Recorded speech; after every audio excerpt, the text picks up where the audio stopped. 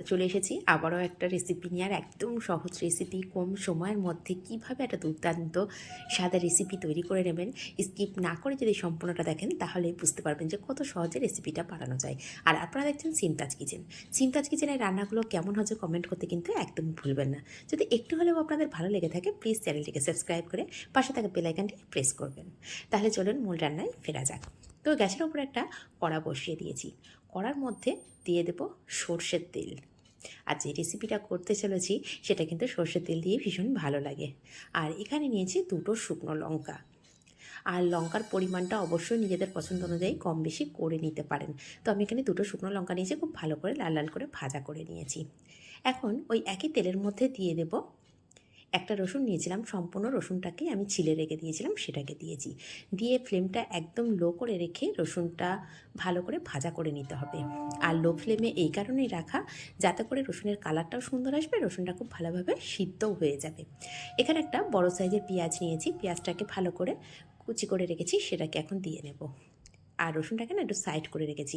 এতে করে কী হবে, এই গরম যে ভাবটা হবে তার মধ্যে রসুনটা খুব ভালোভাবে সিদ্ধও হয়ে যাবে। আর এদিকে পেঁয়াজটাও আমি খুব ভালো করে ভাজা করে নিচ্ছি।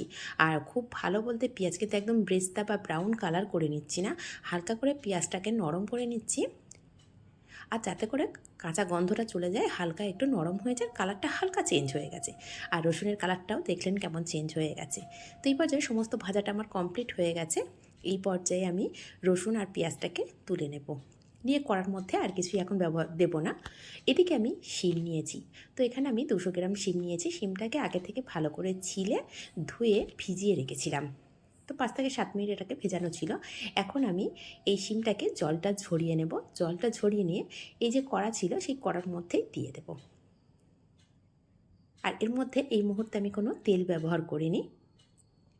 তো সমস্ত শিমটাকে দিয়ে দিয়েছি। দিয়ে এখানে অল্প পরিমাণে একটু জল দিয়ে দেবো। খুব বেশি জল দিতে হবে না, খুব অল্প পরিমাণে জল আর লবণ দিয়ে ঢাকা দিয়ে রেখে দেবো 5 থেকে 7 মিনিটের জন্য। আর ফ্লেমটাকে না একদম লো করে রেখে দিতে হবে। আর এখানে দিয়ে দিলাম একটা কাঁচা লঙ্কা। তো মাঝে মাঝে চেক করে নিতে হবে যে শিমটা পুড়ে যাচ্ছে কিনা বা সিদ্ধ ঠিকঠাক হয়েছে কিনা। তো শিমটা কিন্তু খুব ভালো সিদ্ধও হয়নি আর জলও ছিল। তো তারপরে আরও আমি 2 থেকে 3 মিনিট এখানে রেখে দিয়েছিলাম। দেওয়ার পরে এখন আরও একবার চেক করে নিচ্ছি। আর শিমের মধ্যে কিন্তু এখন কোনো তেলই ব্যবহার করিনি। তারপরেও দেখতে পাচ্ছেন যে হালকা কড়ার মধ্যে সামান্য একটু তেল লেগেছিল, তার মধ্যেই হালকা করে শিমটা ভাজা ভাজা হয়ে যাচ্ছে। আর এখনও শিমটা ঠিকঠাক সিদ্ধ হয়নি বলে আরও কিছুক্ষণ আমি রেখে দিয়েছিলাম। আর মাঝে মধ্যে একটু চেক করে নিতে হবে যাতে করে, যেহেতু জল কম দিয়েছি তো পুড়ে যেন না যায়। আর তেলও আমি খুব কম ব্যবহার করেছি, সেটাও দেখতে পেয়েছেন। তো শিমটা এখন ভাজাটাও কমপ্লিট হয়ে গেছে আর খুব ভালো করে সিদ্ধ হয়ে গেছে। এখন এই গরম গরম শিমটাকে আমি প্লেটের মধ্যে তুলে নেব, নিয়ে একটু ঠান্ডা করে নেব।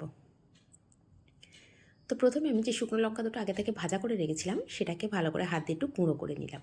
আর এদিকে দেখুন রসুনটাকে আমি চেপে নিচ্ছি, খুব সুন্দরভাবে রসুনটা কিন্তু সিদ্ধ হয়ে গেছে, সেটা দেখেই বুঝতে পারছেন। হাত দিয়ে যখন মেখে নিচ্ছি স্মুথলি কিন্তু রসুনটাকেও মাখা হয়ে যাচ্ছে। তো এখন রসুন, পেঁয়াজ আর লঙ্কাটা খুব ভালো করে একসঙ্গে একটু মিশিয়ে নেব। আর এর মধ্যে দিয়ে দিচ্ছি কিছুটা ধনেপাতা। আপনাদের হাতের কাছে যদি কিছুই না থাকে, গরম গরম ভাতের সঙ্গে এই লঙ্কা, রসুন আর কাঁচা এই পেঁয়াজ যেটা বেরেস্তা করে রেখেছিলাম সামান্য একটু লবণ দিয়ে ভর্তা করে নিই, এটাই কিন্তু অনেক টেস্ট হবে। এদিকে যতক্ষণ আমি এই ভর্তাটা করছিলাম ততক্ষণ এদিকে শিমটাও অনেকটা ঠান্ডা হয়ে গেছে। শিমটাকে এইভাবে হাত দিয়ে মেখে নিচ্ছি, দেখেই বুঝতে পারছেন যে খুব স্মুথলি মাখা হয়ে যাচ্ছে। আচ্ছা, এখানে বলে রাখি, এখানে যদি আপনার হাত দিয়ে একটু আস্ত আস্ত থেকে যায় এক্ষেত্রে কিন্তু আপনারা শিলেও বেটে নিতে পারেন। তো আমার মনে হয় শিলে বেটে নেওয়ার থেকে হাত দিয়ে এইভাবে মেখে নেওয়াটা, এই ভর্তাটা বেশি টেস্ট হয়। একবার হলেও বাড়িতে কিন্তু এইভাবে মেখে দেখতে পারেন, এই রেসিপিটা ভীষণ টেস্টি হয়। শিলে বেটে নেওয়ার থেকে হাতে যদি এইভাবে ভালো করে মেখে নেওয়া যায় এইটা বেশি টেস্ট হয়। সেই জন্য একবার হলেও বাড়িতে কিন্তু এইভাবে মেখে দেখতে পারেন। আর গরম গরম ভাতের সাথে পরিবেশন করে দেখবেন, ভীষণ টেস্টি একটা রেসিপি। আর এর মধ্যে কিন্তু খুব বেশি তেলও ব্যবহার করিনি, সেটাও দেখতে পেয়েছেন। তো আমার কাছে একটু লবণের স্বাদটা কম লাগছিলো, সেই জন্য সামান্য একটু লবণ ব্যবহার করে নিয়েছি।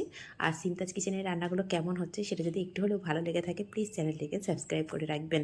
আর যদি সহজ রেসিপিগুলো সহজভাবে আপনাদের পছন্দ হয়ে থাকে তাহলে নিজেদের মানুষের কাছে একটু শেয়ার করেও রাখবেন, যাতে করে তারা এই সহজ রেসিপিগুলো সহজভাবে বানাতে পারে। তো এখানে একটা প্লেটের মধ্যে আমি পরিবেশন করে দিচ্ছি। আর দেখতেই পাচ্ছেন ভর্তাটা কত সুন্দর, কতটা লোভনীয় হয়েছে। এখন আমি পরিবেশন করে দিচ্ছি। তো ওপর থেকে একটু সামান্য সরিষার তেল দিয়ে দেবো। যেহেতু সরষের তেল কিন্তু আমি আগে ব্যবহার করিনি, যখন ভাজা করেছিলাম তখনই ব্যবহার করেছি। আর ভর্তাতে কাঁচা সরিষার তেলের গন্ধটা একটা কিন্তু খুব সুন্দর লাগে। সেই জন্য যেকোনো ভর্তাতে কাঁচা সরষের তেল একটু দিয়ে দেখবেন, ভীষণ টেস্ট হয় আর একটা সুন্দর গন্ধ আসে। তো ওপর থেকে গার্নিশিং করার জন্য আমি কিছুটা ধনেপাতা দিয়ে দিলাম আর একটা কাঁচা লঙ্কা দিয়ে দেবো। এখানে যে লঙ্কার পরিমাণটা কিন্তু একদম আপনাদের নিজেদের উপরে নির্ভর করে। যতটা পরিমাণে লঙ্কা খাবেন ঠিক তার উপরেই লঙ্কাটা কম বেশি করে নিতে পারেন। তো এখানে আমি দুটো শুকনো লঙ্কা, একটা কাঁচা লঙ্কা দিয়েছিলাম। তো এই লঙ্কাগুলো প্রত্যেকটাই খুব ঝাল ছিল, সেই জন্য লঙ্কার পরিমাণটা আমি বুঝেই দিয়েছি। আপনারাও বুঝে লঙ্কার পরিমাণটা দিয়ে নেবেন। তাহলে রেসিপিগুলো কেমন হচ্ছে কমেন্ট করতে কিন্তু একদমই ভুলবেন না। আর খুব কাজে থেকে দেখানোর চেষ্টা করছি, জানি না কতটা আপনাদের ভালো লাগছে। যদি একটু হলেও ভালো লেগে থাকে তাহলে নিজেদের মানুষের কাছে শেয়ার করে রাখবেন। আর যদি ভালো লেগে থাকে চ্যানেলটিকে সাবস্ক্রাইব করে পাশে থাকা বেল আইকনটি প্রেস করে রাখবেন। তাহলে আজ এই পর্যন্ত, ধন্যবাদ।